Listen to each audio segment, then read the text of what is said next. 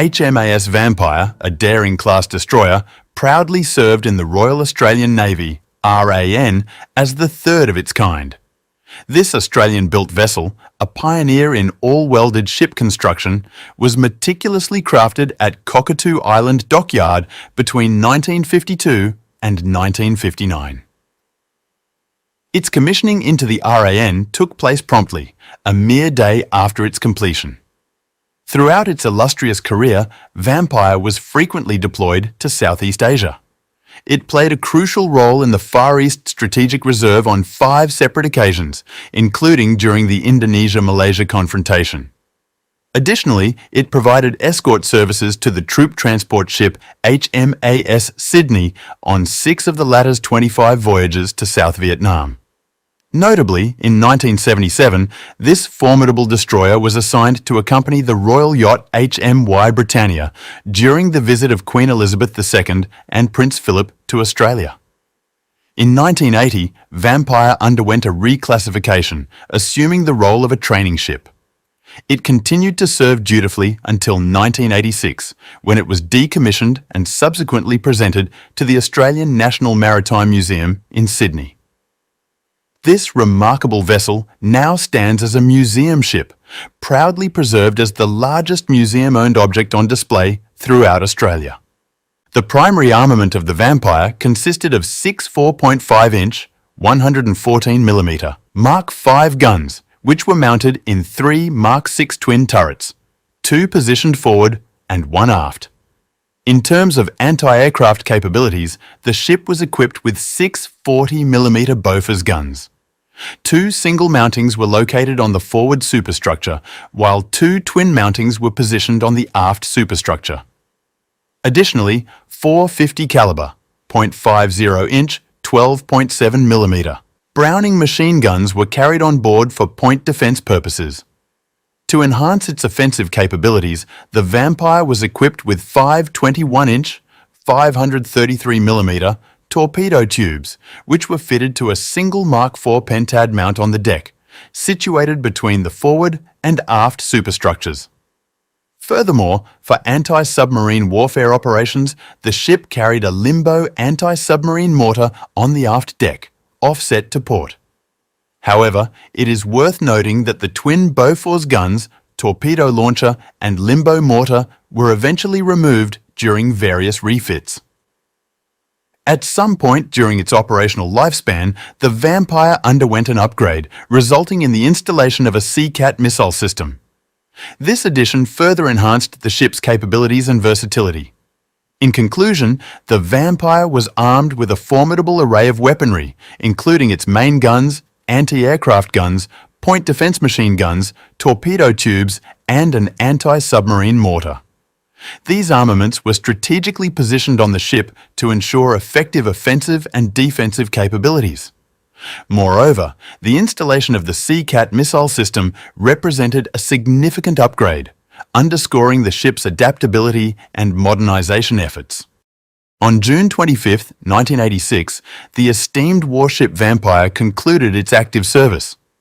After faithfully serving for 27 years and covering an impressive distance of 808,026 nautical miles, 1,496,464 kilometers, Vampire was decommissioned on August 13, 1986.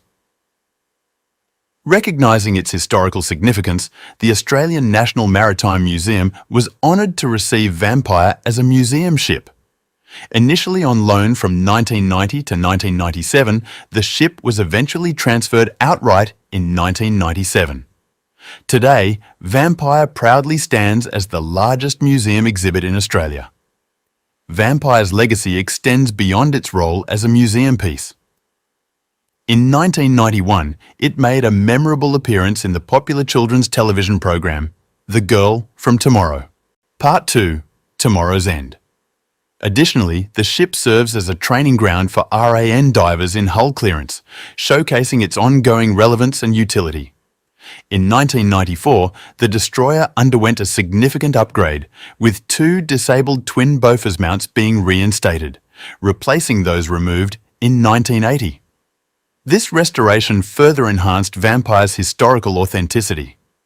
Despite no longer being a commissioned warship, Vampire was granted permission on April 9, 1997 to fly the Australian White Ensign, a testament to its enduring significance. Regular maintenance and cleaning are carried out every 5 years, with the destroyer being towed to HMAS Kurtubul for these essential tasks. During a docking in October 2006, rumours circulated among RAN personnel that Vampire would be refurbished and reinstated for active duty. However, during the same refit, a fire incident occurred in the ship's boiler room. Fortunately, no injuries were sustained, and the damage was swiftly repaired without any lasting consequences. In March 2009, the RAN Battle Honour system underwent a comprehensive overhaul, resulting in Vampire being retroactively recognised for its service in the Strategic Reserve between 1964 and 1966, during the Indonesia-Malaysia confrontation. This recognition was long overdue, as Vampire played a crucial role in maintaining peace and stability in the region during that time. The Strategic Reserve deployment showcased the RAN's commitment to upholding international security and protecting the interests of Australia and its allies. Vampire's contribution to this mission should never be forgotten, and its inclusion in the Battle Honour system is a testament to the bravery and dedication of the sailors who served aboard this historic vessel. As of April 2023, Vampire's radio room hosts an active amateur radio station, operated by a group of local amateurs. The station operates under the radio call sign VK2VMP.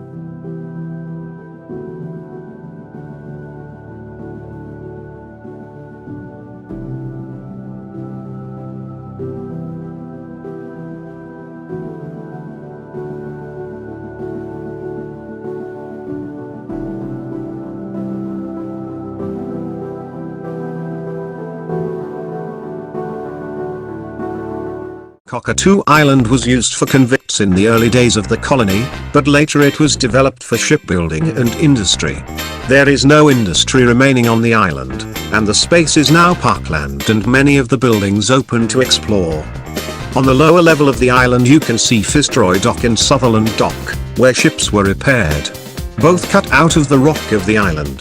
The factories and slipway are open to visit too. Some of the old factories house artistic displays. There are 2 long tunnels cut out of the rock that go under the plateau. They are both still open to walk through. The Dogleg Tunnel has a soundscape of what life on the island was like at various times through the history. On the upper plateau level there are more industrial buildings, lookouts, and a convict's mess. There is also a grass tennis courts available for hire. Allow at least 2 hours just to complete the self-guided walks on the island. Longer if you want to stop to see the views along the way. From the high level on Cockatoo Island you can see across to Spectacle Island and Snapper Island. The slipway faces Spectacle Island, and scenery over the looks very similar to Cockatoo. The island was a naval explosives manufacturing and storage depot for the Australian Navy, and the island is still used by the Navy. Snapper Island is the smaller island to the left of Spectacle. It was completely shaped and redesigned to resemble a ship, and was then used for Navy training. It is a public reserve now, but is not open to the public. Sydney ferries run scheduled ferry services about every hour from 6 AM until 9 PM. There is no admission fee to the island.